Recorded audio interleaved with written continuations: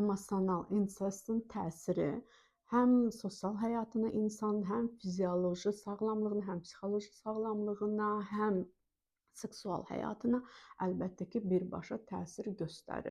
Valideyn öz evladını özünə həm psixoloji olaraq belə həyat yoldaşı etmiş olur, həm valideyn etmiş olur özünə və uşaqlıqdan bəri o evlad daxilindəki uşaqdan məcbur vaz keçir, məcbur üst çöndərir. Valideyn infantil bir insandır, düzdürmü? Yəni ki, istəyir ki, evladı hər zaman yanında olsun, ətrafında olsun, nə olursa olsun.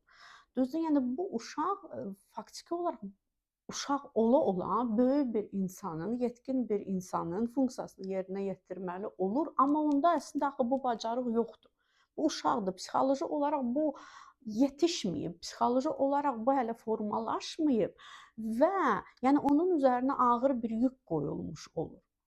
Hansını ki daşıya da bilmir. Ona görə sonradan hələ müxtəlif fəsadlar ortaya çıxır şəxsi həyatında, nə bilim hələ psixoloji durumlarında olsun insanın gərginliklər yaşayır, təşviş pozuntusu ola bilər, panik ataklar ola bilər gələcəkdə, bir çox şeylər, düzdürmü?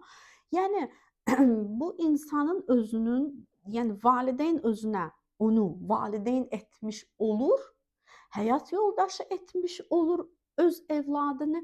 Ona görə uşaq normal uşaq həyatından da və normal yetkin həyatından da vaz keçmiş olur valideyninə görə.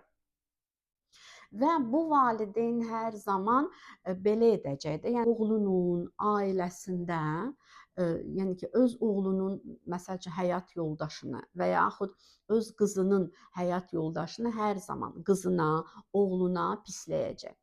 Yəni ya deyəcək sənə yaraşmır, ay yaxşı insan deyil, ay məsəl üçün başqaları ondan qat-qat yaxşıdır, filan kəsin gəlini daha gözəldir, filan kəsin gəlini daha məharətlidir, daha işgüzardır, daha üzü gülərdir, daha cana yaxındır.